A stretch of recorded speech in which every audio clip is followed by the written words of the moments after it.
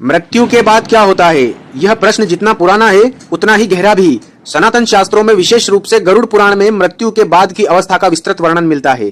वर्णन के अनुसार जब शरीर प्राण त्याग देता है तो जीवात्मा तुरंत नष्ट नहीं होती, वह सूक्ष्म शरीर के साथ कुछ समय उसी स्थान के आसपास रहती है। उसे यह अनुभव होता है कि वह शरीर से अलग हो चुकी है, लेकिन प्रारंभ में उसे अपने नए स्वरूप की पूरी समझ नहीं होती।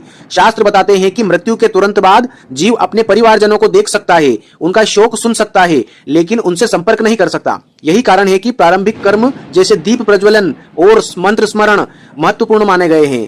कुछ ग्रंथों में यह भी वर्णन है कि यमदूत या देवी शक्तियां कर्मानुसार जीव का मार्ग निर्धारित करती है। यह प्रक्रिया तुरंत दंड नहीं बल्कि कर्म फल की यात्रा की शुरुआत है।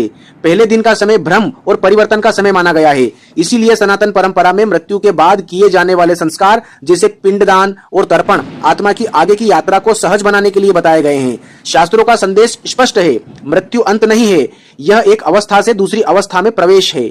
इसलिए जीवन में कर्म, स्मरण और धर्म का महत्व बताया गया है, क्योंकि मृत्यु के बाद साथ कुछ नहीं जाता, तो वह केवल कर्म ही है। ओम नमो भगवते वासुदेवाय।